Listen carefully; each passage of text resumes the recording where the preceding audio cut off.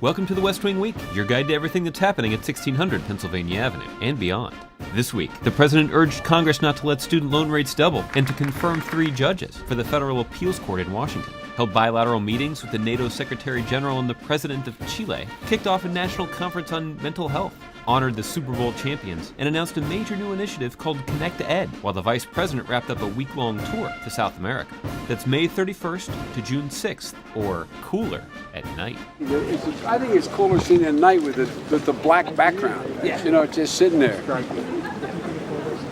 On Friday, the Vice President and Dr. Jill Biden returned from a trip to Trinidad and Tobago, Colombia, and Brazil. For a quick recap, we go aboard Air Force Two with the VP and Dr. Biden in South America.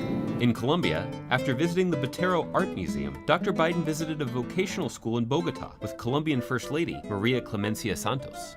The Vice President met with President Juan Miguel Santos before visiting a flower farm that provides jobs to local women and flowers to the United States.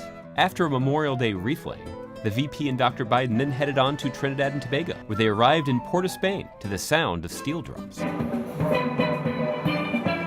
After meeting with the President, the Prime Minister, and a host of other Caribbean leaders, the VP signed a trade and investment framework agreement with Caribbean Community Chair President Martelli of Haiti. Then, the Vice President departed for Brazil. In Rio de Janeiro, the Vice President and Dr. Biden both visited neighborhoods called favelas. Dr. Biden visited a community center in Favela Cantagalo. The Vice President visited police officers in Favela Santa Marta, who have transformed the neighborhood through highly effective community policing methods. The Vice President then gave a speech on the U.S.-Brazil partnership at a pier in Rio before visiting the Brazilian energy company, Petrobras.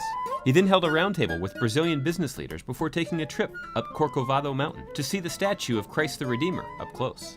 All right, can't go too far. My flash won't work.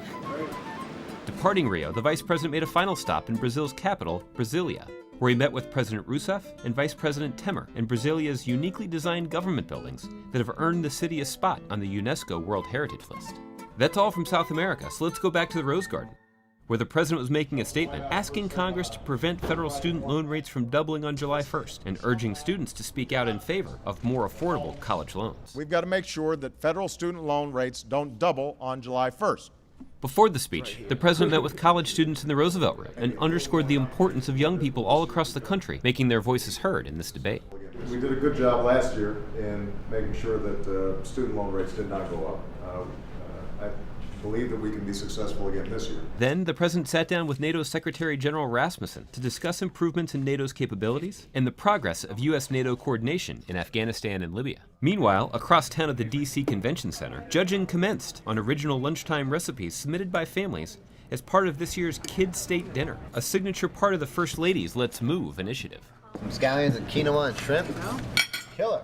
On Saturday, the White House held its second hackathon as part of the National Day of Civic Hacking, a nationwide event where technology experts, civic activists, and entrepreneurs develop software to help others. At the White House, more than 30 participants came together to build applications leveraging the new We the People API, which means Application Programming Interface, for those of us who didn't know that. On Monday, the White House hosted the National Conference on Mental Health. An estimated 45 million Americans suffer from illnesses like depression, schizophrenia, or post-traumatic stress disorder. So to kick off the national conversation, the President opened the conference by focusing on reducing stigma and improving access to mental health care. Too many Americans who struggle with mental health illnesses are still suffering in silence rather than seeking help. On Tuesday, the President nominated 3 judges to the U.S. Court of Appeals in Washington, D.C., and urged the Senate to set aside politics and move quickly to hold confirmation votes. Then, the President met with President Piñera of Chile in the Oval Office, where they discussed their shared values, U.S.-Chilean trade partnerships, and the Visa Waiver program. The President then welcomed Myrlie Evers Williams and her family to the Oval Office to honor her work as a civil rights activist and journalist who worked for more than 3 decades to seek justice for the 1963 murder of her husband and civil rights leader Medgar Evers. On Wednesday, the President hosted the Super Bowl champion Baltimore Ravens at the White House. Later, the President appeared before the news media in the Rose Garden to make an announcement.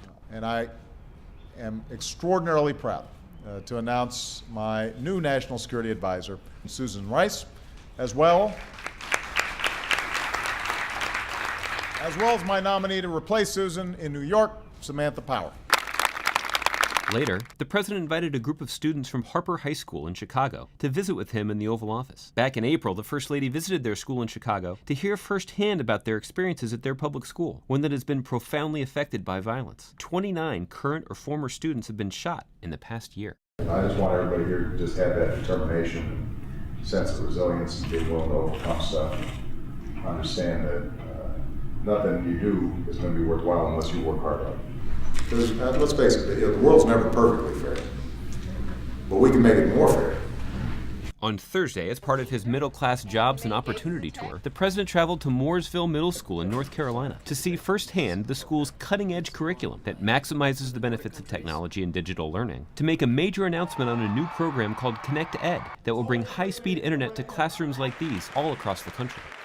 To find out more information on any of these second-term topics or to see complete videos of these events, go to whitehouse.gov. And thanks again for checking out your West Wing Week. This is a great view here, isn't it? Mm-hmm. By the way, guys, that was brought up all one piece, you know? I'm only joking. I'm always joking. You know, wow. Pretty neat, isn't it? Look at the stadium over there.